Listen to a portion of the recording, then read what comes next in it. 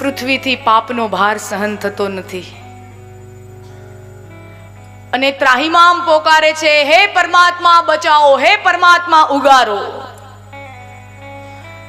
સૌ ઋષિ મુનિઓ, બ્રાહ્મણો, સૌ દેવતાઓ પરમાત્માને પ્રાર્થના કરે, પૃથ્વીને પાપમાંથી બચાવો, પાપનો નાશ કરો. અને ત્યારે પરમાત્મા પોતાના સંકલ્પની ઉદ્ઘોષણા કરે કે પૂર્ણાવતાર લઈશ અને પાપનો નાશ કરીશ.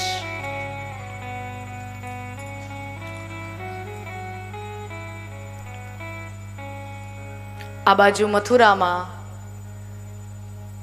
કંસ રાજાએ પોતાની પિતરાઈ બહેન દેવકીના લગ્ન વાસુદેવજી સાથે કર્યા.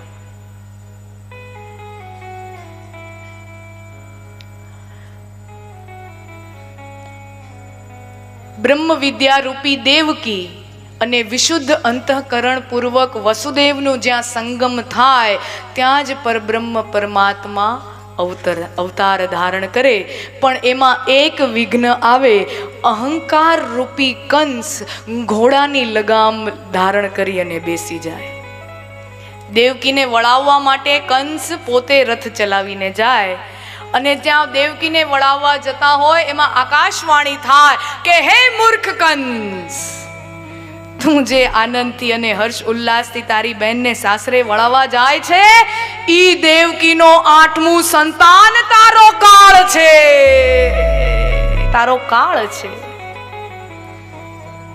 અને જેવી આ શબ્દો અથડાયા કે દેવકીનું 8મું સંતાન મારો કાળ છે, બહેન પ્રત્યેની બધી લાગણીઓ ભૂસાઈ ગઈ અને લગામ છોડી તલવાર લઈ દેવકીને વાળ ઝાલી, એનો ચોટલો ઝાલી એને રથમાંથી ઉતારી અને જ્યાં એને મારવા માટે કંસ હાથ ઉગામે ત્યાં વાસુદેવજી કંસના પગ પકડી લે, હે કંસ, તું દેવકીને માર નહીં.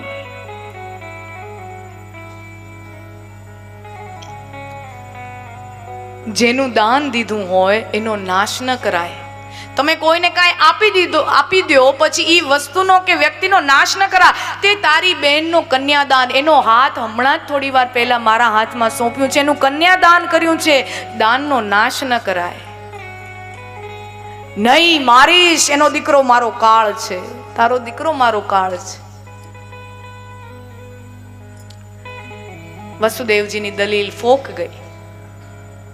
બીજી દલીલ કરી કે કંસ શાસ્ત્રો સમજ, દીકરી ઉપર હાથ ન ઉગામવાય, બહેનને ક્યારેય મરાય નહીં. અને એમાં તો જે નવપરિણીત કન્યા છે એના ઉપર તો ક્યારેય હાથ ન ઉપાડાય.